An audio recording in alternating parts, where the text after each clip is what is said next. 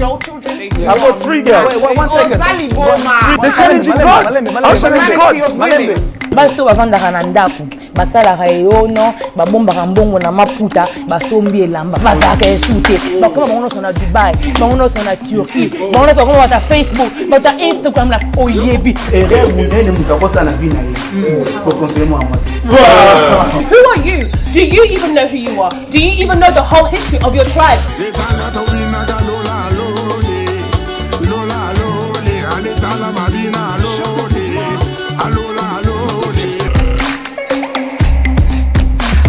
They're going and attacking women, going for women that are baby mothers. My dad's Congolese, my mom's Congolese. I'm born and raised in the Democratic Republic of the Congo. How dare you tell me I can't speak up on my own people? Nah, I'm not having it.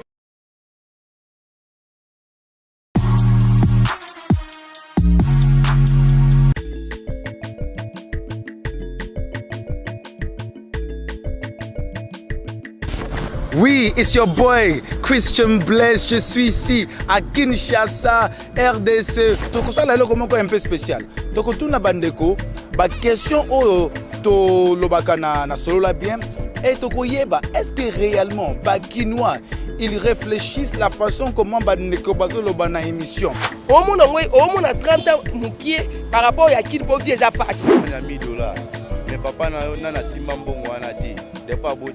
Préférence ne nazo travailler na zana mutu moko pembeni nanga ona kozaki na bimi ya na ozonga na poko na kuta lambeli ngai asokoeli ngai bilamba. Conseil na pesi bango basala lokola biso tata na mama to salaki te. To pesa éducation na nzela ya communication oyo wana tozoloba ezongela et kosuka na famille te. Bazo symboliser mariage surtout les filles juste na robe blanche na la taka voile ba monanga toka bola gâteau, hein? Donc, pas senti qu'il y a Bali. Solo la bien, béton. Oui, it's your boy Christian Blaise. Je suis ici à Kinshasa, RDC. Non, mais c'est vraiment formidable. Nazomo naba Kinois awa.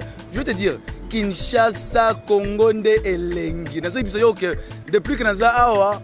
On dirait naïbité ceux qui n'a kozonga na Londres on a kozonga te parce que awa nde vie ezali. Mais écoute, on va faire tout ça là comment un peu spécial. Donc tout na bandeko ba question o to lobaka na solo la bien et to koyeba est-ce que réellement ba Kinois ils réfléchissent la façon comment bandeko bazo loba na émission. L'équipe est là, l'équipe de B1 est là, on va descendre au terrain. Kutuna bango ba question ya season free koyeba pe ba opinion ya ba Kinois eza nini solo la bien extra Kinshasa eza ya koyinda. Bienvenue, je suis Exosentimba. Nous sommes à la place du 30 juin en face de la gare centrale. Solo la bien atterri à Kinshasa. Voilà pourquoi vous et moi allons découvrir la pression de la communauté sur les jeunes de se marier avant 30 ans. Ready? Let's go. Bonjour. Bonjour. On t'appelle comment? Je suis la Dame Chance. On m'appelle Jeanne Chama. On a maman Jeanne Koumou. Deus gracias Jama. Vous, quels sont les acteurs? Et là on nous ça là que de nos jours tout le monde a jeune, bazaka na motivation, babala avant 30 ans. Selon toi, c'est dû à quoi? À la famille, na ba influence à ba amis ou comment? Bon, selon moi, il y a plusieurs facteurs. Il y a tout d'abord la famille. Parce que quand on atteint déjà 30 ans, surtout chez nous, chez les loups, on commence à te mettre la pression. Il faut aller chez toi, il faut aller chez toi. Bon, bah, contre tes a et belé, je côté na Sikambouana. Qui d'abord, est-ce que c'est réellement que les jeunes ont avant 30 ans? Moi, je pense qu'ils ont vraiment bon côté. Parce qu'il y a des jeunes qui ont plus de 30 ans, qui ont raisonné puis m'ont. Mais si peut-être des moutons à mon se sentir mieux, à ça la ranae, à quoi balanae, c'est pas mauvais. Qui a mon qui n'a pas moussala nanga, je me sens responsable, n'a pas moi si bien. À 30 ans, c'est déjà beaucoup. 30 ans, c'est presque un tiers il y a siècle. Si on a les ans 20 ans, et coquille. Au monde a 30 ans moukier par rapport à qui ne peut vivre ça passe. Mais 30 ans, j'ai belé. C'est presque un tiers il y a siècle la vie à Moutou. Ah mais c'est important, 30 ans, moi je suis 30 ans balité eza soni. Parce que à 30 ans tous à la parents ils ont un sens té. 30 ans. C'est comme si na libana ba olinga yote parce que na 30 ans il y a déjà parents mutu. Non, heureusement na 30 ans mutu zaté. Non. En fait, je dirais pratiquement oui, et correctement non. Pourquoi se marier, en fait, le mariage, c'est ce que nous pensons tous. C'est là où on doit atterrir. En fait, c'est un temps par rapport à la vie. Alors, si tu n'as pas bien décollé, tu ne seras pas bien atterrir aussi. En fait, se marier, c'est une période qu'on peut prendre, c'est pour toute une vie. Vous comprenez?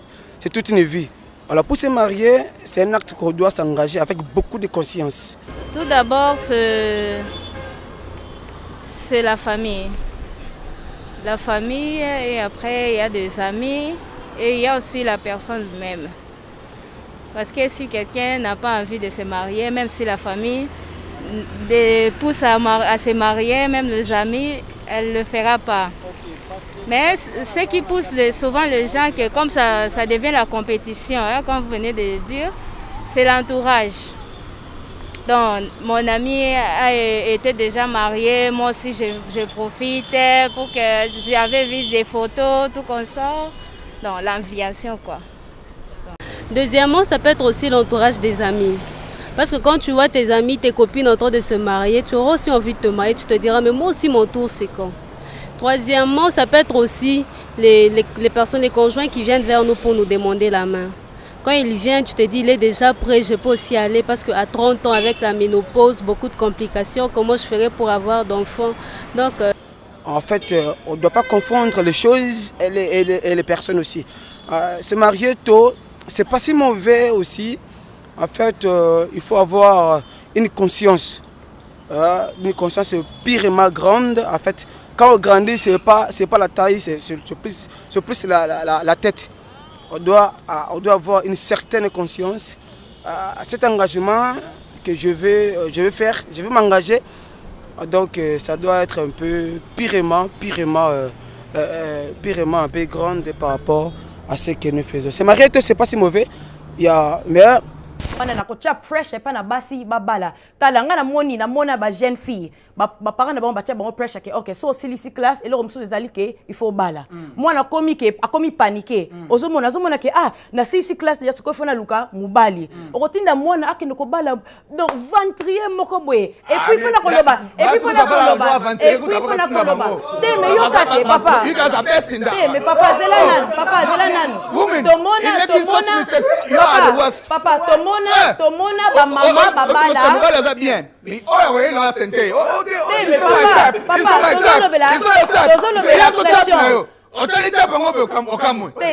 la pression ya kobala avant 30 ans. Mingi pe babala avant 30 ans, mingi pe babala avant 30 ans pour la pression famille batia communauté bazali happy il faut to tika ocha ba pressure ndengo ne pas bana basi to tika pressure ndengo ne pas na bana basi na biso opona nini parce que tangu moi sazokota na kata libala ndenge na peut-être ngai na baser su bazali awa mutu no salinga bala mbala moko olingi to bala ka pona a break up you move on to the next one no mutu nyo sazo alingi abala pona zala kaka one time tika mutu sala choix na ndenge na ye na ton na ye dating pona na Congolese community to date kate why we not allowed to date in the Congolese community hein continue ezala susute so ka komika anwe faut bala c'est normal mutu abala na mais eloko ya pasi nde o peut-être ngai na mona loko moi préoccupation par biso ba jeune kinois bazo symboliser mariage surtout les filles juste la robe blanche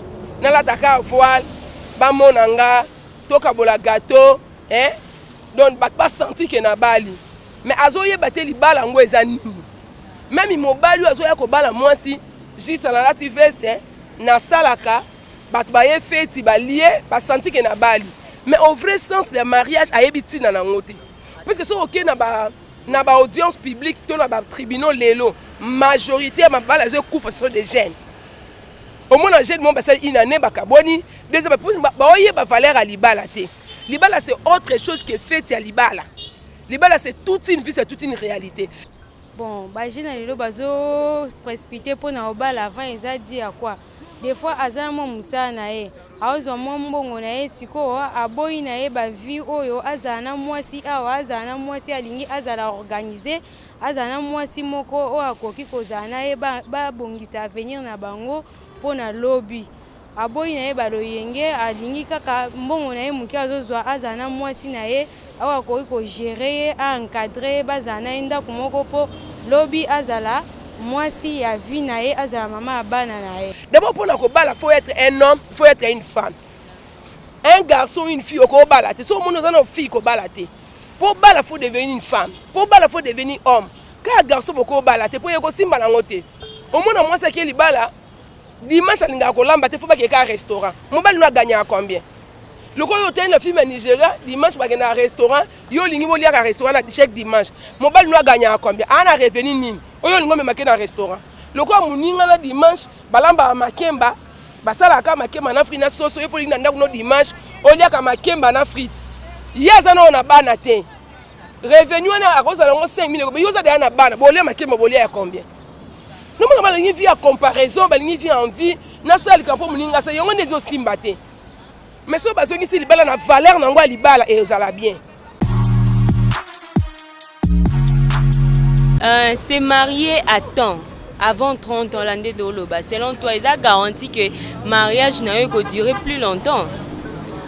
Bon, c'est pas une garantie. Se marier avant ou tard, c'est pas une garantie. La garantie, c'est la personne avec laquelle on a décidé de faire une vie commune. Si cette personne est bonne, elle est prête, elle a vraiment les vertus qu'il faut, on peut durer. Il y a des gens qui se marient tôt, mais ils divorcent tôt. Il y a des gens qui se marient tôt, mais ils vivent un mariage durable. Il y a aussi de ceux qui se marient tardivement, ils vivent aussi un mariage durable. Donc ça dépend seulement de la personne qu'on a choisie. C'est nécessaire, ça dépend selon mutu. Muso moni ke no ngana obala na agité, muso moni ke no na ndenge na zabo uswa tazuzwa tante ya kolamba kosoko bilamba mutu kosokoela ya moni ke no les préférences ndenge nazo travailler na zana mutu moko pembeni nanga ona koza ke na bimi ya na ozonga na poko na kuta lambeli ngai asokoeli ngai bilamba. Eza sonité ozana na kati ndako ya parent na ebité net biso to vanda na vanda ngamo kuna za 30 ans na balate eza makambo ya sonité famille na baza wana ba supporter ngai balinga nga na continue ka vie na ngai na sala nyoso ona mais na motema ba sofara ba ça hotel pense na bango ça ba comment eza siko ba comment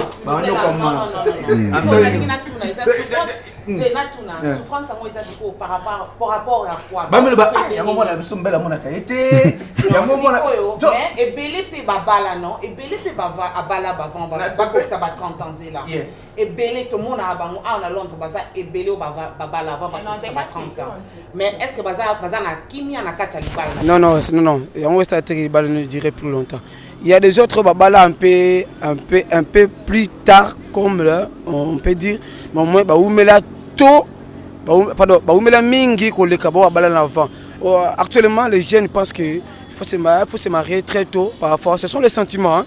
Ce sont les sentiments qui nous animent en fait quand tu trouves un partenaire de part et d'autre non na balaka peut-être pour na mawa pour na besoin pour na boya ba botela ngai non en fait c'est pas ça en fait c'est Bon, tout d'abord, le mariage n'est pas quelque chose de blague, c'est un engagement.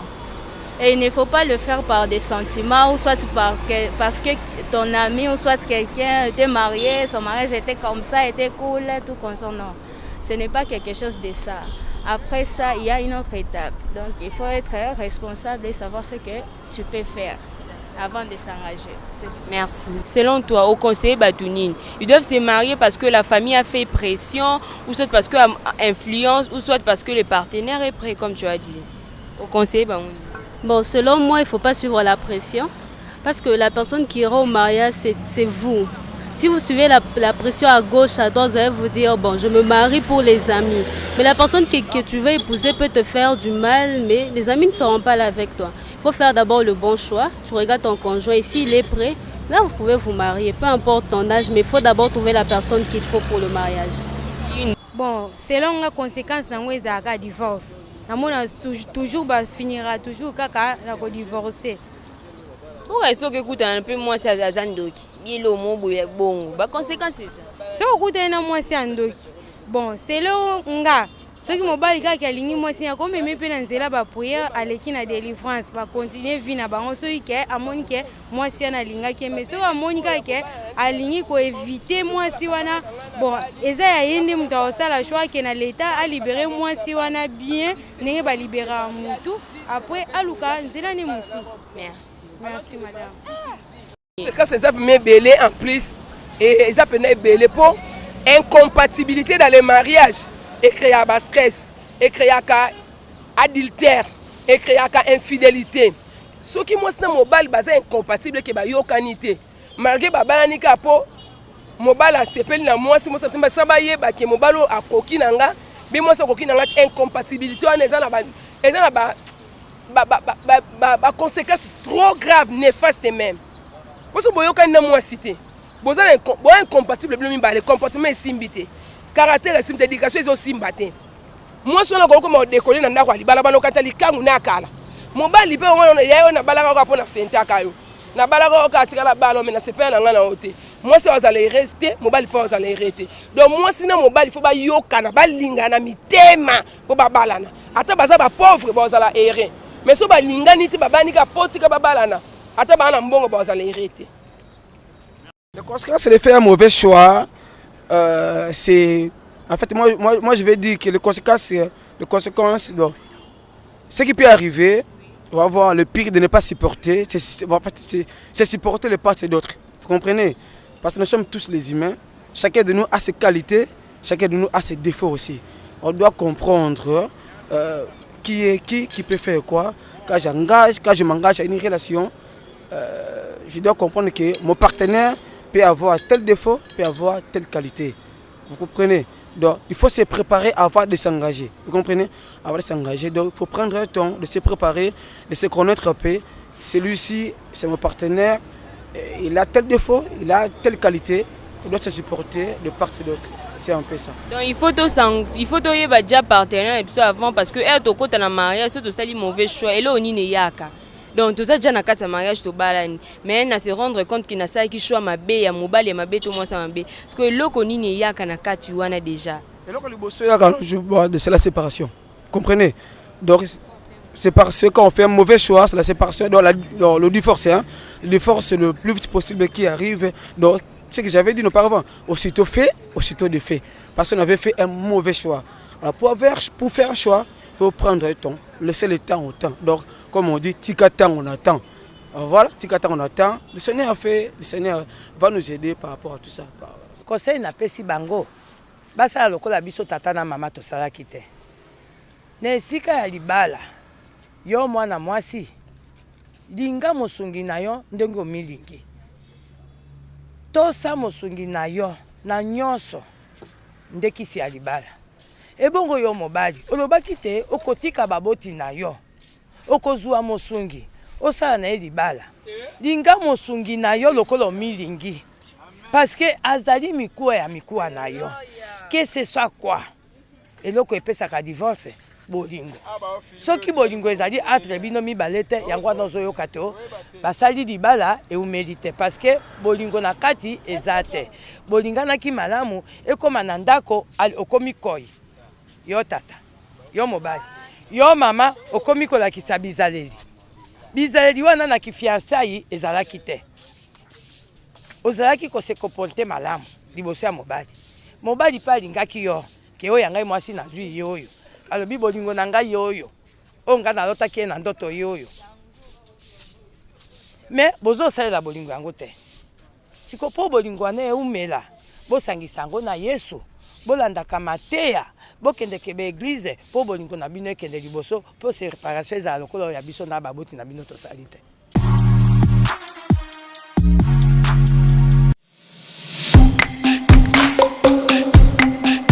You guys have no children? I've got 3 girls. Wait, 1 second. The challenge is God. I'll challenge God. Baso bavandaka na ndako basalaka eyono babombaka mbongo na maputa basombi elamba bazalaka esute bakoma bango nyonso na Dubai bango nyonso na Turquie bango nyonso bakoma bata Facebook bata Instagram la oyebi erreur munene mutakosa na vie na ye pour conseiller moi mwasi. Who are you? Do you even know who you are? Do you even know the whole history of your tribe?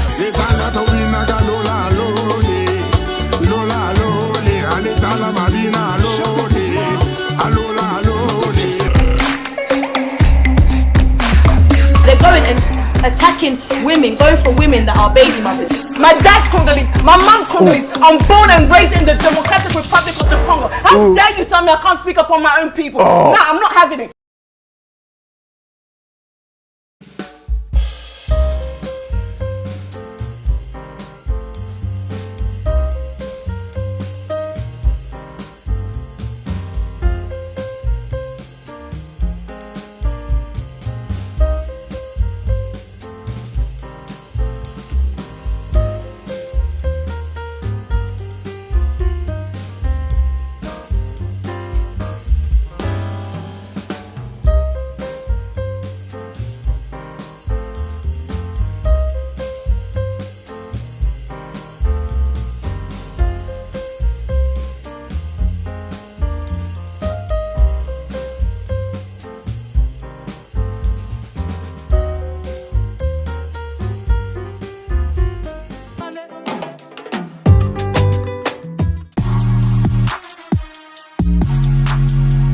Salut, je suis Ange Bofoka. Nous sommes à la place des évolués dans la commune de la Gombe.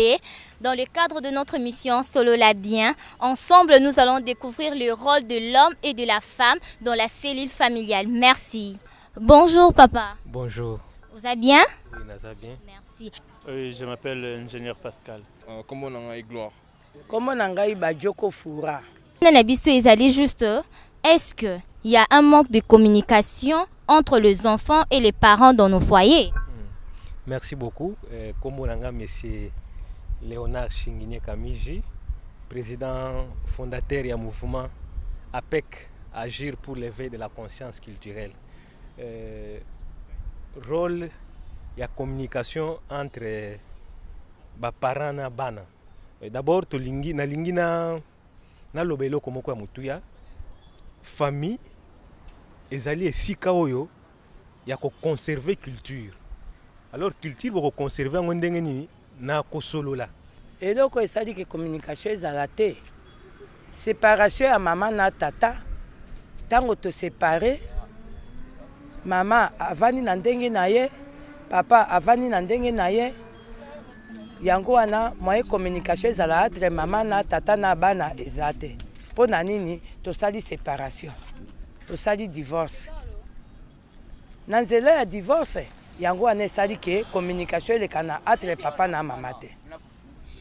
Donc na bakoko ya biso bazalaka na tongo nyonso liboso ya mutu kokende misala bokopesa mwa programme na libota. Programme wana eza masolo. Na poko apeso ki bozongi bokokutana. Généralement ils allaient autour du fait.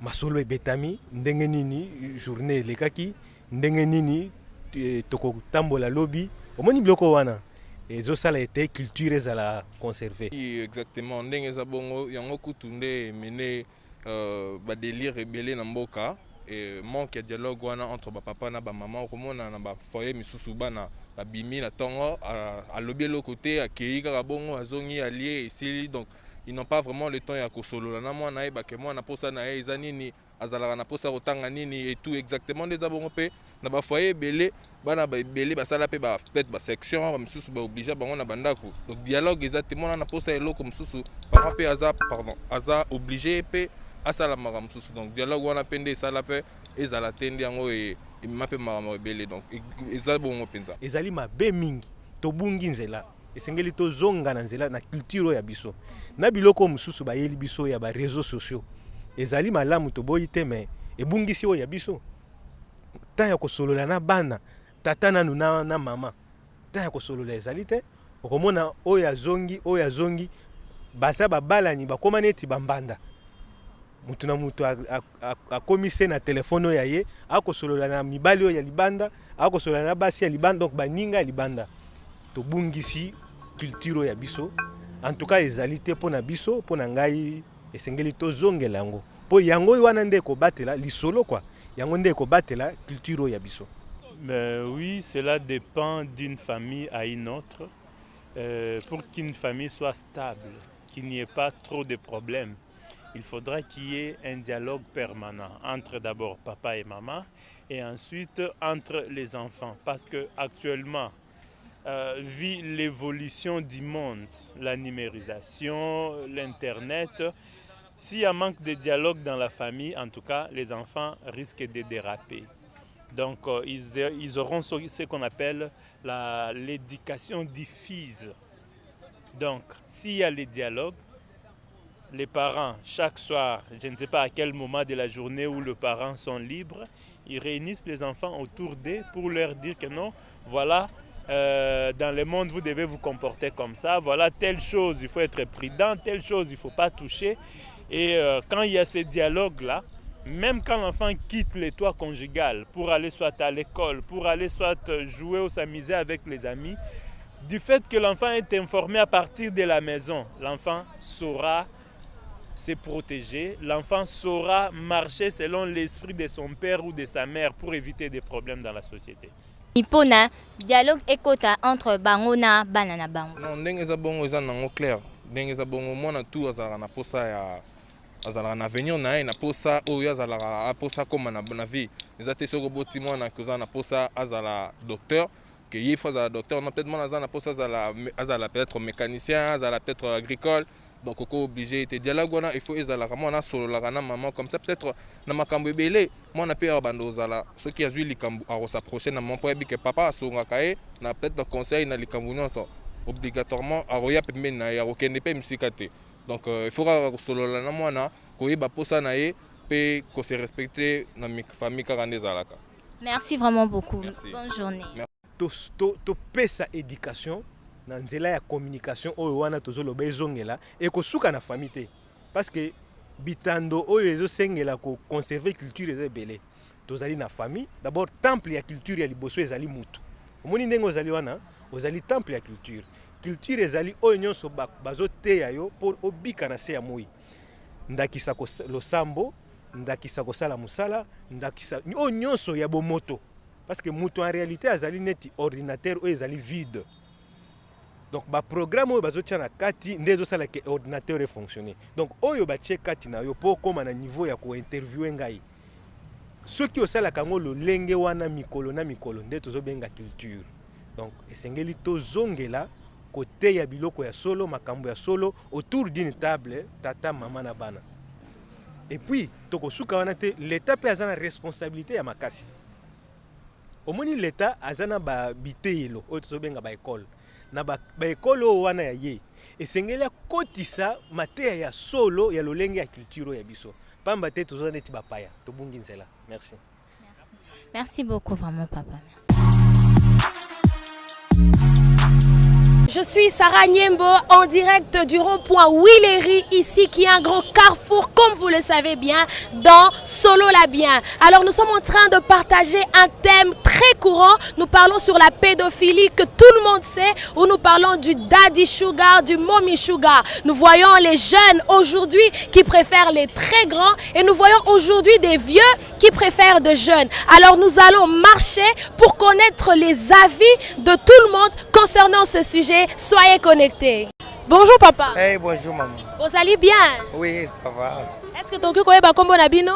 Non, héritier Kankwenda. Comme Nanga Eza, frère Michel. Je m'appelle M. Jean-Pierre. Je réponds au nom de Grace Simanga Ndaya. Je suis étudiante en G1 en communication à l'IFASIC. Ça existe, il y en a beaucoup. Et ça, il y a un problème, il y a qu'on saute une étape. Par exemple, on va dire, à s'engager trop dans la relation, attends, la jeune a balaki qui trop tôt, tu vois ce que je veux dire? À ce qui temps, il y a qu'on s'amuser peut-être. Puis à ce qui temps, il y a qu'on je sais pas, en fait, il n'a pas eu le temps de vraiment vivre sa jeunesse. Oui. À Bali vite fait, ce qu'on a comme colo, ce qu'on a comme un ça, à récupérer, comme un ou je sais pas quoi, mais bon, c'est pas une raison. Moi, je pense que raison de mon côté est coquille, qu'est-ce que je vais dire? Excusez, voilà, comportement, voilà, en fait. Voilà, bah, prédateur, c'est ce que ça est belé. En tout cas, c'est un gros problème. Oh, il faut essayer, là, parce que c'est pas une chose bien. Bon, bah, ça, la banane. Ceux qui, camarades, moi, d'ailleurs, c'est pas noté. Donc, vraiment, il faut pas arranger côté. Monsieur Héritier Kankoya, tous qu'on partager thème sujet moroboé. Je suis sûr que tous à na Kinshasa, que vous phénomène mon que vous régner mingi mikolo yo. Phénomène on les a pédophilie, mais ceux qui pourront comprendre en bien à terme courant, tous le maramba daddy sugar, ba bébé boucho, tous mona bingambe mikolo, bazo bimana ba jeune fille bazo préféré ba papa d'après Vino. Quel est votre point de vue par rapport à phénomène wana? Ils ont problème. Ils salament trop. Ils ont tozo highlight en côté, tozo bon bango, tozo protéger bango. Ils ont changé le mot. Yo papa mkolo boy na âge nombre na kilo no soza nango wana. Ok ne kolanda moi mo boy à 13 ans. Un petit okoli hein. Oh. Naneni. Hein mwana na yo. À cause appelé coco na yo. Hein? Ils ont problème que ça grave. Ils ont problème photo lobela kango. We have to call them out for their action because I feel like tant tozo bomba bango quoi to pesa bango sous pouvoir.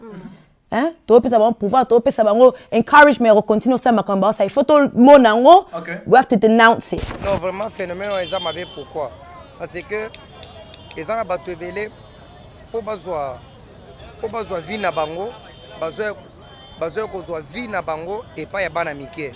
Ozomona papa mukolo azoya epa ya mwana muke pozwa po alala na ye azwa chance epa na ye. Est-ce que yomoko au monango experience na monango tana na communauté congolaise so tuni batnyo sa mutaro baki monango nenge tata utolo baki she's even experienced herself donc ils lo mo ezali grave na kata communauté na biso ezali grave nga osala ngo comme eza GT ngata na ndo kola mama nga no isanga soki papa moko ezala biyaya nanga ezala leki nanga ezala nani nanga soki mutu moko ma memio na ganga belela benganga ko bomba te. Non, c'est mauvais bien sûr mais c'est bien la crise hein. La crise est tellement importante que les gens ne se contrôlent plus. Parce que cette pratique est souvent liée parce que les vieux peut-être travaillent, ils ont de l'argent, les jeunes n'ont absolument rien. Et que les filles ne savent pas où peut-être ils ont s'adonner. En tout cas, elles vont facilement sur les vieux. Mais c'est mauvais, c'est pas bien, c'est pas encouragé. Hein? C'est mauvais. Mais en tout cas, c'est lié à la crise. Peut-être parce que chez les blancs, c'est pas un problème. Mais chez nous, les noirs, c'est un problème. C'est pas en tout cas encouragé. Bon, c'est là Costa Nanga. Pour na makambo tozomona ekomosalema na Kinshasa ezokamwisa makasi tala par rapport makambo bana basi mwana mwasi parent nao abotao ye nanu aza na mbongo te azoboka na pasi mama azoboka na pasi mais yo ozo préférer omoni moninga na somi téléphone ya $1000 mais papa na simba mbongo wana te depuis abotao mais yo au préféré mon eloko wana tant ozo préféré mon eloko wana ekutinda na makama mabe tant otinda na makama mabe omona oyo tamora na nzela boye okutana mutu mwa mutu o aza mukona na musika to mobali akutana na mobali aza mukona ya musika bana mibali pe to la pe bana mibali bana mibali pe bazanga ba victime omona pena ke master mère pena otalo lisu on kola bien Netinga boy la kenda feti moko be tantine mo mukolo na ngai abenga to bina rumba mais ebine linaye no bine mama oh eza juste rumba normal tu ko ba rumba moko mystique et ça la marababilo quoi. C'est quelque chose qui n'est pas convenable. Déjà un papa qui sort avec une fille qui peut être sa fille et puis il y a des filles qui sortent avec des papas qui peuvent être leur papa, tu vois. Alors c'est pas quelque chose de bien, c'est pas quelque chose qu'on doit approuver, surtout dans notre société. Les filles de nos jours, certes, il peut y avoir des difficultés dans la vie et tout, mais ça ne doit pas nous pousser à faire des choix ou à prendre des décisions qui peuvent, comment je peux dire, ça peut nous coûter cher dans l'avenir, vous comprenez. Alors on doit, quand on fait quelque chose, on doit beaucoup raisonner. Tout comme azo baby s'appelle donc qui bon montonaye azo qui bon montonaye yé moko so azo donc azo jeunesse naye yé moko azo comme bien donc vraiment et le quoi n'est vraiment bien té normalement il faut muto aza au-delà il y a 10 ans comme mana été papa a 60 ans Yona 30 ans. Okomi manaye pona nini. Okomi manaye te, oko salangote. Et puis obi muto ça la vie. Muto ça la vie. Azana baloba sukalia, ako bambolo mo be pa tant que ofanda ba. Ta was so nice. Mais ozo pan, ta was so nice afandi. Ake susu pa yo kango lisusu. Ozo pan, akene pour la deuxième fois pa yo kasuli kambaloba kinaye. Ozo pan. peut-être nanda kuna bilo monsieur ça monsieur maman pour fanda na mwana o arasaka mwana na yo o lobala mwana ba biloko ya kitoko te banda mwana fa okolisa mwana na yo o lobala nete ko za yo beautiful mwana yo ki pa ya tata moko mukolo azama ndefa pembe azo yebisa yeke no you're a beautiful woman mais yo na ndako nyokola ka mwana yo ozopana mwana na aza attiré ne lokwana akei pe sous place wana ba pesier 200 livres na mona te yo pesa ke pocket money ya 20 livres 30 livres 15 livres 20 livres ozopana tanga akei kuna azumongo ozopana akia ba pesi iPhone kaka boy ozopana yo mona mwana azona ndako ta ba wigs a share boy ozoba te tata moko boy ekoza misusu pe camarade mobali na ko modimana mwana na yo. Ce sont des réalités aux chrétiens et Zali. Sur la façon dont on doit faire les choses, on doit tenir les pour et les contre. Parce que ce genre de choses, ça apporte aussi la malédiction dans la vie. Ça crée des blocages et tout. Ce ne sont pas des bonnes choses. Tu peux avoir l'argent, tu peux recevoir l'argent du sugar daddy, mais voilà, lui il a pris quelque chose de précieux chez toi. Alors la dignité, c'est quelque chose qui ne s'achète pas. Je pense qu'il faut valoriser ses principes. Et puis, quand on se donne des objectifs dans la vie, il faut les poursuivre, les atteindre. Si on a dérangé, on dit mais dans on dit ma, bobandi ko solo, yo bandi opese ba demande na yo. Yepe tango yo opese ba demande, yepe osani ni opese ba demande na ye. Tango sio suka so esani ni bobima. Mais tango bozo bima asani ni apesi mbongo. Mbongo ya apesi wana. Est-ce que yo yebike na sima est-ce que eloko ekokomela ngai to ekokomela ngai te yo préfère akobima na pour ça nini osomba téléphone osomba perruque osomba nini mais si finalement yo zo kanisa na sima ke o to na bimina muto soit asalenga ki soit asalenga boy est-ce que nous allons promène na vie te to na zanango et puis obi muto ça la vie muto ça la vie azana baloba sukalia akobambolo mobe pa tango ki ofanda ba that was so nice mais ozomprendre that was so nice afandi ake susu pa yo kango lisusu ozomprendre akene pour la deuxième fois pa yo kasuli kambaloba ki na ye ozomprendre peut-être na ndako bilo monsieur ça monsieur maman pour fanda na mwana o arasaka mwana na yo o lobala mwana ba biloko ya kitoko te banda mwana fa okolisa mwana na yo o lobala nete ko za yo beautiful mwana yo ki pa ya tata moko mukolo azama ndefa pembe azo yebisa yeke no you're a beautiful woman mais yo na ndako nyokola ka mwana yo ozopana mwana na aza attiré ne lokwana akei pe sous place wana ba pesier 200 livres na mona te yo pesa ke pocket money ya 20 livres 30 livres 15 livres 20 livres ozopana tanga akei kuna azumongo ozopana akia ba pesi iPhone kaka boy ozopana yo mwana azona ndako ta ba wigs a share boy ozoba te tata moko boy ekoza misusu pe camarade mobali na ko modimana mwana na yo. Ce sont des réalités aux chrétiens et Zali. D'après yo papa Serge, eza nini nde eza à la base, nini nde tindaka ke ba jeune fille, to ba jeune garçon ba préféré kolanda ba mikolo wana. D'après vous est-ce que Zali besoin ya affection paternelle to Zali ko luka mbongo? Non, bazo luka nde mbongo. Mbongo parce que eza ba papa mususu actuellement ba parents mususu basi ba bunga ki parents na bango. Bazo ki pe subana na bango te. Actuellement ozomona mwana mususu azo ye pa na yo boye bete et pa na biso bazo ki pe ngai sote bazo ki pe ka baleki. Ozomona eloko wana ba ki pe ka baleki ba ki pe sunga te. Donc yo komi okipe mwana mwasi wana. Zokande ozo sani. Ozo zo chance pa na ye mais ya ezo ye bate. Donc ezande ba parents moko pe bazo bongisa pe nani ba bongisa pe place na bango. Mama, but as a woman you also need to have a relationship with your dad.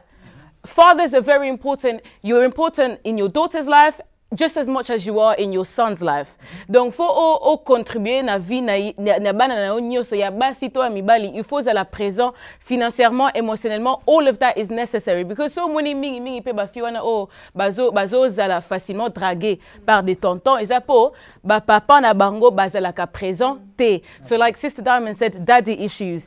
Me nanda ko nga na kola, my dad has always tried to provide everything. And one thing I've even bato mutalinga lingao l'action liboke ya mbongo. You're saying eloka libosonga na kanisa. My dad, he provides. So you nasina yebsa pena muto moni mbongo na zo pesanga, papa na nga pesanga ngo. Donc du coup na ana besoin nango kututé. Alors d'après vous papa, que devrions-nous faire de ces hommes adultes ou de ces femmes adultes qui préfèrent aller aborder les jeunes dans le cadre de ce genre de relations? Devrions-nous les dénoncer?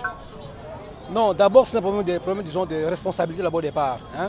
Un papa responsable ne peut pas aller, en tout cas, s'amouracher avec une fille de 20 ans, 25 ans, alors que moi j'ai 50 ans, 60 ans, c'est impossible, je ne le ferai pas non plus. Ça dépend, disons, d'un papa à un autre. Hein? C'est ça le problème. C'est un peu difficile en tout cas. Mais en tout cas, moi je pense qu'en tout cas, si il y a des cas pareils, on doit dénoncer. Vous comprenez? On dénonce, le papa n'est pas gentil, parce que lui aussi a des enfants, non? Les filles aussi, évidemment. Ce qu'il fait là-bas, si on le faisait, c'est là content. Je ne pense pas. Donc on doit dénoncer, c'est pas bon. C'est pas du tout, c'est pas bien en tout cas, franchement. C'est pas bon. On doit dénoncer, c'est mauvais. Parce que moi, quand j'ai 50 ans, il ne peut pas aimer une fille, en tout cas, comme vous. Je peux pas vous donner. C'est impossible.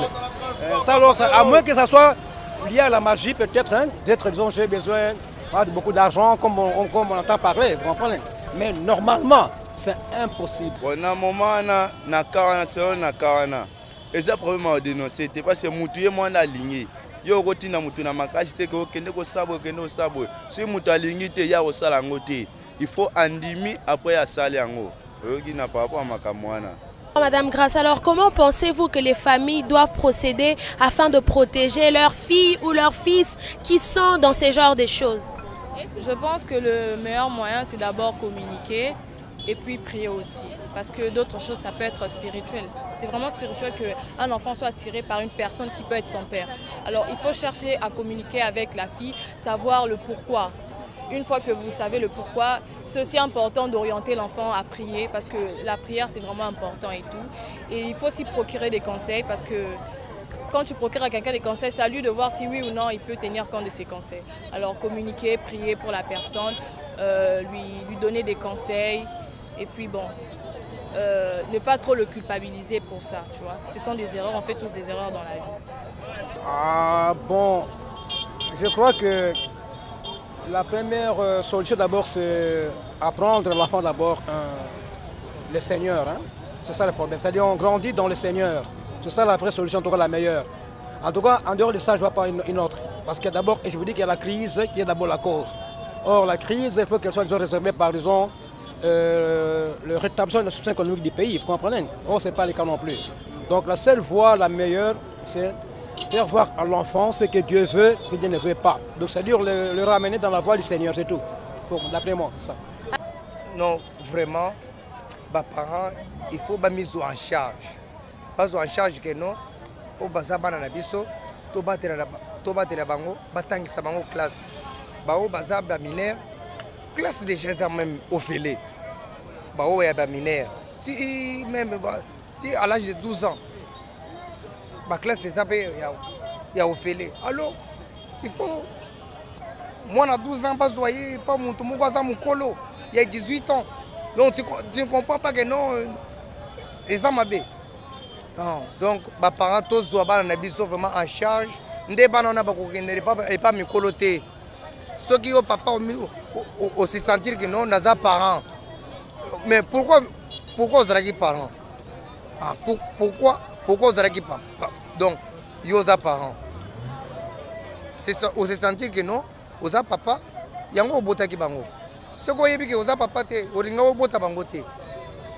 Merci. Sisters have said it best. It's a big problem, and what annoys me is we cover it so much. Nobody wants to speak about it, and in fact, sometimes when young girls speak about it, nobody believes them. And I have naloban nalinalbobe, yeah, mama, tantine. So mwasi ya so ki daughter na yo, I don't know how to say daughter in Lingala. Aye bisio ke tonton azo déranger na ataza so ki oncle la famille. So ki afuta mbongo na ndaku. So ka sala ka nini pama. Believe your daughter. Go vanda ke no solo love your daughter and do something about it. I'm tired na ba famille secret wana ba famille. Biloko misusu il faut pas ezala secret, il faut protéger mwana na yo na Congolese community ba oncle botika ba jeune fille tranquille. Soko za tata mukolo kendo luka mama mukolo. Bon, bandeko, na banzi ke bomonaki, ba réponse ya bandeko nenge ba lobby selon ba sujet auto lo bakana solo la bien. Bon, je suis convaincu que ceux qui bison na diaspora, ba congolais ya diaspora, et ba congolais à Kinshasa, to sangani ensemble. nous pouvons faire de grandes choses ici dans notre pays. Donc, c'est pour ça que nous sommes là, pour en fait demander des questions, pour permettre aux gens à donner leur pensée, leur raisonnement, en fait pour changer la mentalité, pour changer l'histoire de l'homme ou la femme congolaise. Ensemble, rien n'est possible, rien est impossible. Donc voilà, c'est votre host Christian Bless. Donc s'abonner, beau partager, beau là. Solo la bien, béton. Do you guys have girl children? I've got 3 girls. Wait, 1 second. The challenge is God. I'll challenge God. Baso bavandaka na ndako basalaka eyono babombaka mbongo na maputa basombi elamba bazalaka esute bakoma bango nyonso na Dubai bango nyonso na Turquie bango nyonso bakoma bata Facebook bata Instagram na oyebi erreur munene mutu akosala na vie na ye kokonseye mwana mwasi. Who are you? Do you even know who you are? Do you even know the whole history of your tribe?